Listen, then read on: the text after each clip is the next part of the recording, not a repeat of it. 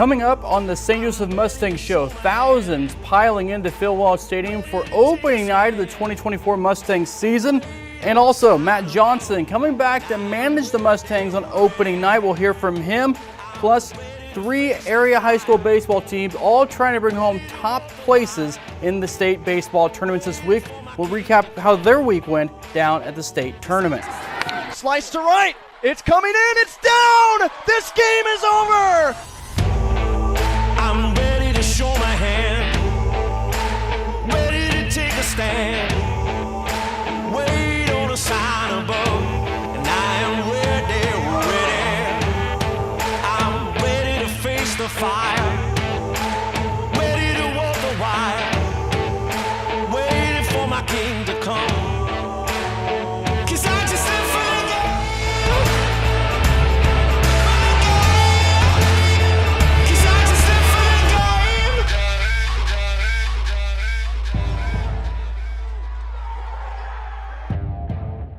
Welcome into the St. Joseph Mustangs Show, episode number 2 of the 2024 season. Happy to be with you again this week. I'm Chris Roush, and Brett Kennedy, Anthony Crane, and Mary Grace Rice will be joining me throughout the show with the week that was in Mustangs baseball, as well as the high school state baseball performances. But first, we start with opening night for the Mustangs. What a game it was for St. Joseph's baseball team, starting off the 2024 season with a win against the Baldwin City Blues 10-0. The night also saw more than 4,000 fans at Phil Walsh Stadium, with official attendance 4,021. And Mustangs owner Kai Turner saying it's a great way to kick off the new season. Life moves fast enough, and obviously, with Mustangs baseball, we're here for 2 months. Summertime never slows down for anyone. So we get people here for that first night, and we try to capture a feeling, whether it's your first visit, your last visit, we want you to be able to come back. And so obviously you come on opening night, it's a night that you want to return and just come out here and have a good time. So 4,021 people watched the Mustangs win their season opener and also got to see the first Mustangs manager in team history, the one and only Matt Johnson, who returned to lead the team one more time because Mustangs manager Johnny Coy was down at state baseball with his high school Benton Cardinals team. For more on Johnson's return to the team, here's KQ2's Brett Kennedy with more. In the history of the St. Joseph Mustangs, there have only been 2 managers. The current manager is Johnny Coy, but he was not available to manage the team this past Wednesday night for opening night, so a familiar face came back to take the reins. The St. Joseph Mustangs have a handful of familiar players returning this season. How about a former manager and St. Joseph Baseball Hall of Famer returning as well? Matt Johnson is back for opening day this past Wednesday. Johnson had to reprise his role of team manager for one night, filling in for Johnny Coy, who was coaching Benton High School in the Class 4 state semifinals that evening. It's been a while. Johnny called me about 3 weeks ago and said, hey, if we make a run here and get an opportunity to go to state, would you be able to fill in for me on Wednesday? And I said, yeah, I hope you guys make it there, and here we are. The legendary Mustangs coach, he was my coach. No one is better for that role than Matt Johnson himself. His son plays as a team as well. So Matt's going to be there opening night. He's going to be there for Fan Fest. I love St. Joe. I'm going to be a little sad that I can't be there for opening night with the Mustangs, but hey, everybody's going to understand this comes first, and hopefully we can continue to keep playing well. Coy and Benton would earn a second-place finish in Class 4. Like Johnny said, Matt Johnson's son Jace is back with the St. Joseph Mustangs, pitching this year for his first full season with the team, and Matt is happy to be back in the same colors as his son again. It's going to be fun, and we haven't had that opportunity, to be in the same uniform for quite a long time. He had a great year at Scottsdale Community College, and I'm hopefully be able to give him the ball tonight in some situation. Which he did. Jace Johnson pitched the final 2 innings on opening night for the Mustangs, giving up no hits or runs and finished with 5 strikeouts. For Matt Johnson, he's looking forward to leading a very talented group of players. After watching the pitchers throw and the hitters hit, there's a lot of talent here. I mean, you can see there's a lot of depth in the arms, and offensively, we got some guys that can flat out run and flat out drive the ball in the gap, so it'll be fun to watch. Johnson may not be the full-time manager anymore for St. Joseph, but the start of a new season still fires up the old ball coach. It's the beginning of a new summer. Everybody comes out. It's just an exciting atmosphere. I'm getting goosebumps right now just thinking about 4,000 or 5,000 people out here tonight screaming and yelling, for the Mustangs. So it's definitely something everybody looks forward to, and we're excited to have everybody back out. Brett Kennedy, KQ2 Sports. The Mustangs also announcing their 2024 St. Joseph Baseball Hall of Fame class. And this year, just one individual being inducted. the late Dan Gerson. Gerson, the founder and first owner of the Mustangs, passed away in September, brought baseball back to St. Joseph, a city with a rich history on the diamond. And for Gerson's achievements, he's also being inducted into the Sports Commission 2024 Area Sports Hall of Fame class in August. You know, when I look at the late Dan Gerson, you know, there's probably a number of folks that said, Dan, that won't work here. It's not going to work. Didn't work. Not going to work. Dan didn't take no for an answer. Dan had a passion. You know, passion's key. If you got passion, you believe it can happen, it can. And, you know, there's no question, Dan had a lot of support, city leadership, a lot of people that believed in baseball, a lot of people that had been involved in baseball leading up to that. And when I look at the people that take great pride in going to Phil Welch Stadium and enjoying an evening of baseball, it's almost like you step back in time a little bit, and in the fast society we live in, you kind of forget where you're at occasionally. And I think that's really special that through Dan's leadership, and of course the other with the Mustangs organization. The Mustangs also unveiling the 1939 Club, a creation to help preserve, maintain, and improve the stadium. The Mustangs announcing annual membership opportunities because 100% of the money raised through the club membership goes directly toward Phil Welch Stadium projects. The first project will raise $65,000 to build a video board for the stadium. There has been $65,000 already set aside in the latest CIP, but the Mustangs are needing to match that. And for more information, visit our website at KQ2.com. Still ahead on the St. Joseph Mustangs Show, 3 high school baseball teams, all with great showings at the state baseball tournaments this week. And a baseball legend, Greg Kastner, being honored by the Missouri Sports Hall of Fame. We'll hear from the St. Joseph great after the break.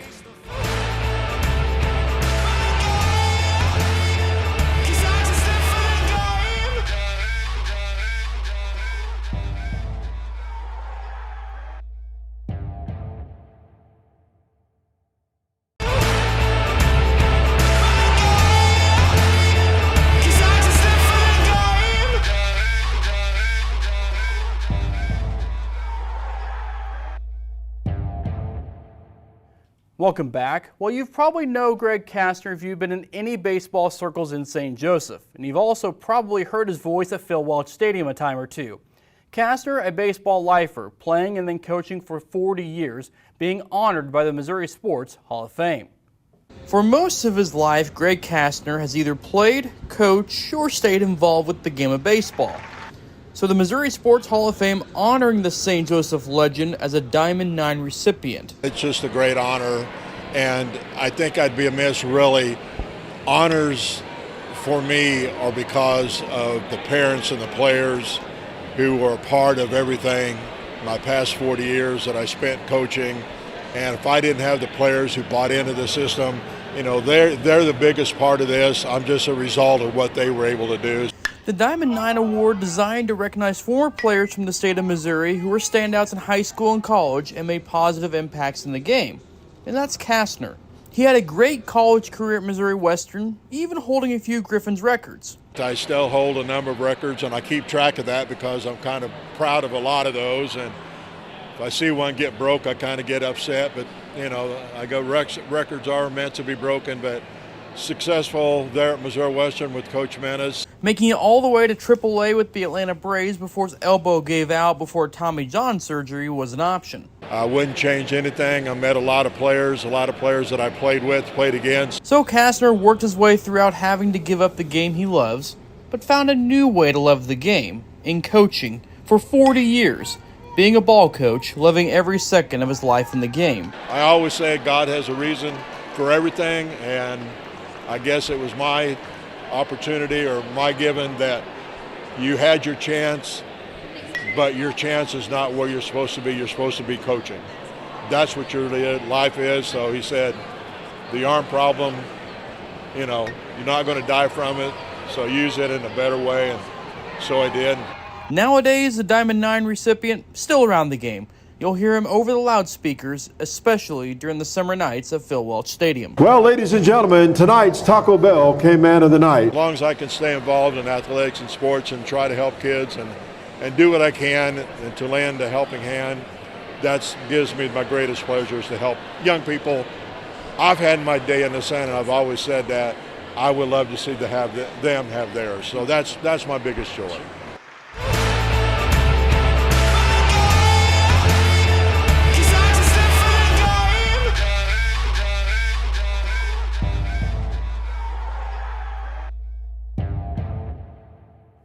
Don't go anywhere because we've got an appetizing story coming your way. The St. Joseph Tenderloins back in town this summer, and KQ2's Brett Kennedy sitting down with one of the many local baseball players that make up this Mustangs roster. Stay tuned, you're watching the St. Joseph Mustangs Show on KQ2.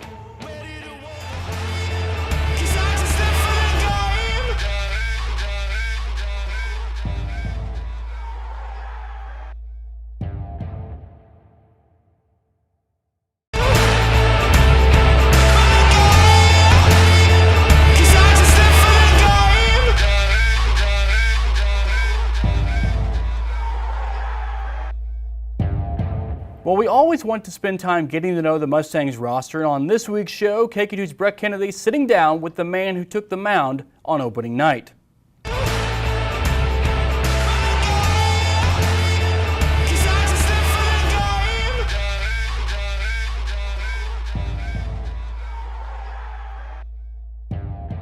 I am here with Mustangs pitcher Roy Holcomb. And Roy, let's read off your stats from opening night Wednesday night. 5 innings pitched, 7 strikeouts. You gave up 1 hit and 0 runs. That's pretty darn good. Great atmosphere Wednesday night, big crowd. What was that like, pitching in front of that crowd, and how do you think you did Wednesday? I thought I performed solid. Still have some big strides to go. I think I could have had better off speed, could have controlled the zone a little bit better. But the crowd here was awesome. I was always a spectator here growing up, and this is my first time playing. And so being in front of that crowd, like, you try not to look up too many times and get blown away by the moment. But I stayed tunnel vision until I got out, and then finally, whenever I was able to finally get out of the game, I looked up and I was pretty amazed by the city of St. Joe coming out. When you first heard that you were getting the start on opening day, how much of an honor was that for you? I was pretty pumped about it because, you know, we have a lot of great pitchers on this staff, and to be the opening day starter for one of the biggest seasons of the Mustangs, I thought it was pretty cool. So it was awesome. This is your first season playing on the Mustangs. Hometown kid, you went to Central High School. What's that been like, kind of playing for a team that you kind of grew up watching? It's awesome. All throughout the whole entire Mustangs spectatorship, like, I've always seen all my buddies out here having fun, and they tell me it's the best thing ever. You need to come play. And then this is like the first moment when I finally was able to really have an opportunity to come play with the Mustangs. And so first game out, they weren't lying. It was a lot of fun. Any advice that you've gotten from the veterans here on the team that can kind of prepare you for this season with the Mustangs? Yeah, kind of what got me prepared for this whole entire season, especially opening day, was just keep that tunnel vision, just don't listen to the outside noise, and keep a focus. And as long as you do that, you'll get a lot of positive things from the crowd. What do you want to improve on in your game this summer playing for the Mustangs here? I think I just need experience and just getting back to where I was. I had a little bit of trouble in my last 2 years of college with just a little bit of small nagging injuries and not performing as well as I wanted to. I think just getting out here and having the experience is what will get me back to where I need to be. So, I know it's early, but what do you think of this group so far, this Mustangs team? We got a great group of guys, very talented, and I think we can make a very deep run in the playoffs this year, possibly win a championship. Roy, thank you so much for taking the time, and check him out this summer.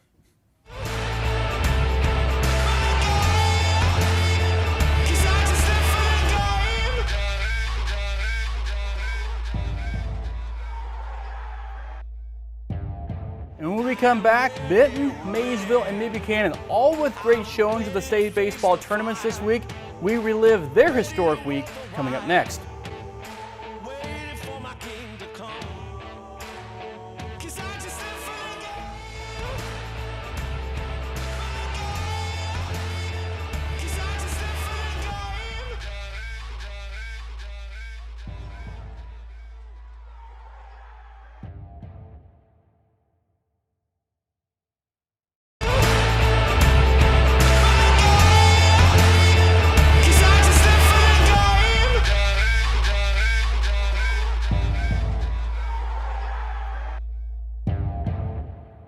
We're in the middle of a great run of high school baseball programs in Northwest Missouri right now. And this year, 3 teams all went down to state, coming home with second place finishes each. And here are some sights and sounds as KQ2's Anthony Crane was with the teams all week down in Ozark.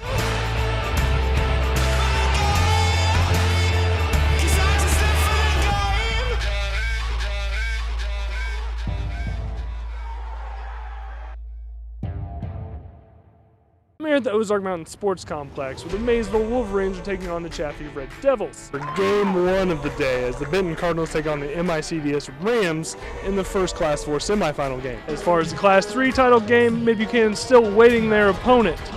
They will play at 7 o'clock tomorrow night in the Class 3 title game. We're watching them warm up in the cages. They can hit the ball really well. I mean, this is a great team we just played. Came off, it was a little slow. I mean, we held them in the first 0-0 ball game, then they got up 2. We kind of pooped the pants a little bit. We were kind of scared a little bit, but then we got 3 on them in. We kept hitting the ball. I mean, they kind of overlooked us. They didn't throw the rest to start the game. We took that as disrespect. I just come in, I'm going to take the opportunities that I can get, and I'm going to try to excel in the opportunities that I have. I mean, my offense did a great job to get me a few runs, so they gave me some insurance, and then even though I gave up a few, I was able to collect myself and know we were still ahead and we still had the momentum, and that helped me bring it back in. I just told the boys, I said, I'm so proud of them and where we came, what we've been through, what we got to. I mean, 2 people standing, I mean, it hurts right now, but you got to hold your head high because, I mean, there's a lot of people that went through. So They've been super impressive. I mean, the campaign they put together over the last 4 years with district championships, 3 of them in a row, 2 Final Four trips. It just shows how great of leaders they are and how well they play baseball. I mean, I've said it 100 times, I think, that how gritty and determined this team is. Even down 7 today, they're still chopping away, trying to find ways to scratch runs across the board. So it goes to show that they are a very gritty individual. This group is special, and they wanted it, and this is where they wanted to be at the end of their senior year. And we were just a few plays here and there away from pulling it off, and at the end of the day, it just wasn't enough. And our guys are okay with that because they gave it everything they had. And if you do that, and it hurts for a lot of these guys because of all the sacrifices and all the. I told them if it doesn't hurt, then you didn't sacrifice anything for it. And all these guys are hurting right now, but. At the end of the day, I'm super happy for them. I'm proud of them, and what a great season. A lot of fun. They took me on a great ride. In Rob Davenport's final game. I told him, I said, this isn't how I envisioned my last baseball game ever to go. I said, but I couldn't be more proud to do it with them. Just what we did and what we accomplished, I'll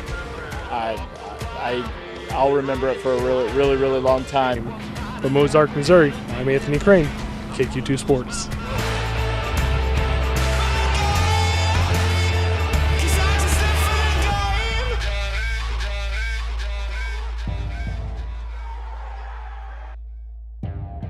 We'll wrap things up here on the St. Joseph Mustangs Show when we come back, but the St. Joseph Tenderloins took the field Friday night, and we met the new mascot out at Phil Walsh Stadium. KQ2's Mary Grace Rice caught up with Big T.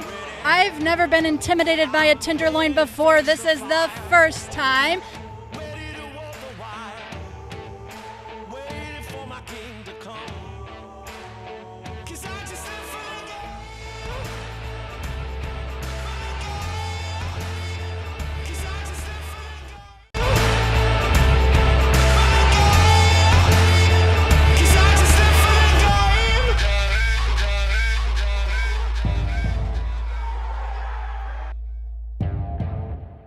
So who's hungry for some Tenderloins baseball? That's right, the St. Joseph Tenderloins back again this summer, and KQ2's Mary Grace Rice caught up with the new mascot Big T Friday night.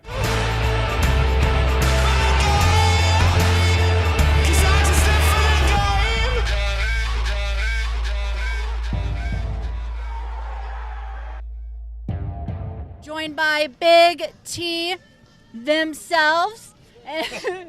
Sandwich. All right, Kai, how often does Big T get to come out here?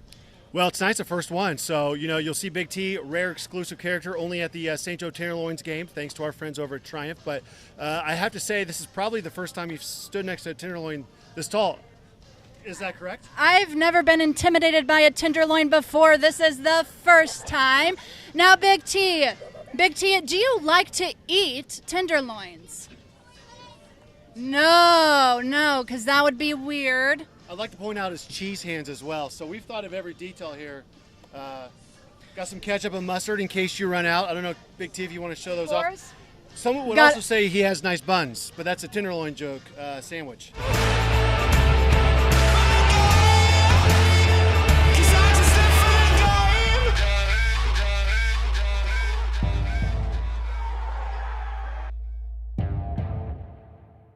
So there you have it. Big T will roam Phil Walsh Stadium a few nights this summer, so get out there and see the Tenderloins and the Mustangs. But that will do it for us this week. A big thank you to Brett Kennedy, Anthony Crane, Mary Grace Rice, our sponsors, Alltech and First Student, as well as everyone in our control room that make this show possible. I'm Chris Roush saying so long until next time. Slice to right. It's coming in. It's down. This game is over. I'm ready to show my hand, ready to take a stand. Wait on a sign above, and I am ready, ready. I'm ready to face the fire.